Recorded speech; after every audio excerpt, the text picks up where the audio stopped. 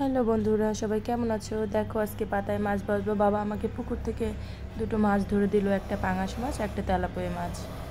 এই দেখো আমি একটা কেটে নিচ্ছিলাম পাতায় মাছ ভাজার জন্য। তোমরা সবসময় পাতলা করে ছোট ছোট করে মাছগুলো কেটে নেবে, তাহলে মশলাগুলো খুব ভালো করে মাছের ভিতরে যাবে। এই মাছটা একটু মানে লোদ বেশি, তাই আমার একটু কাটতে সমস্যা হচ্ছিল, মাথাটা শক্ত ছিল প্রচুর।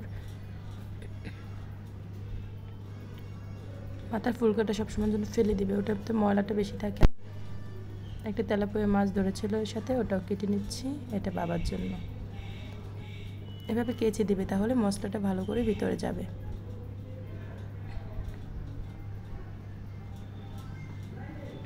এবার মশলা তোমরা কী কী দেবে, তোমরা যেভাবে মাছে রান্না করো সবগুলো দাও।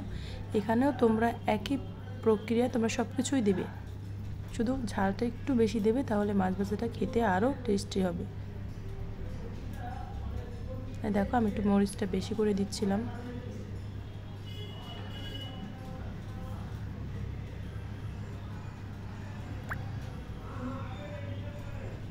এবার পেঁয়াজ কুচি পরিমাণ মতো, তারপরে তোমার রসুন কুচি, এগুলো দিয়ে দেবে। আস্তে দু একটা গোটা রসুন দিলে সেটাও ভালো লাগে খেতে।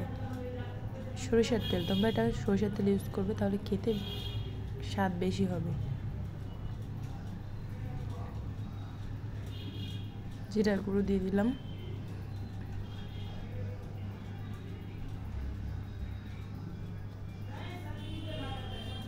এবার ভালোভাবে এটাকে মাখিয়ে নেবে, যাতে মশলাটা ভালো করে মাছের গায়ে লেগে যায়।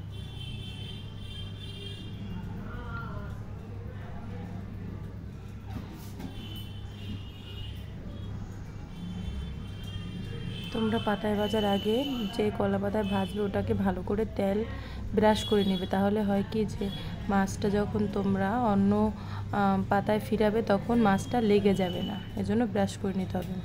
এবার দেখো আমি পাতায় সুন্দর করে মাছটা সাজিয়ে নিচ্ছিলাম। তোমরা এভাবে সুন্দর করে সাজাবে, না হলে দেখতেও ভালো লাগবে না, আর মাছগুলো ঠিকঠাক মতো হবে না।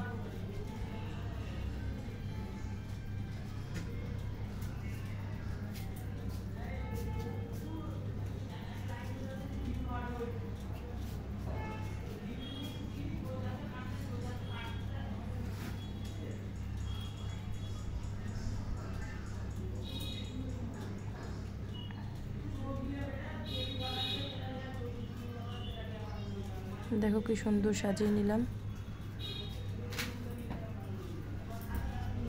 এই যে রেডি আমার পাতায় ভাজা মাছ। এবার মায়ের কাছে ভাজতে দিয়ে দিলাম, কিন্তু মা যেন কি রান্না করছিল, ওই জন্য এটাকে পাশে রেখে দিয়েছিল একটু পরে আর কি ভাজার জন্য। আমরাও অপেক্ষা করছিলাম ভিডিও করার জন্য। এই যে তোমাদেরকে ভাজাটা ভাবে দেখাতে পারিনি, ভাজার পরেরটা দেখাচ্ছি। দেখো মাছটা ভেজে নিয়েছে, ভাজা হয়ে গেল। এভাবে তাপে ভাজতে হবে, অনেক জোরে জাল দেওয়া যাবে না, কিন্তু তাহলে পুড়ে যাবে। এই যে দেখো কি সুন্দর দেখা যাচ্ছে।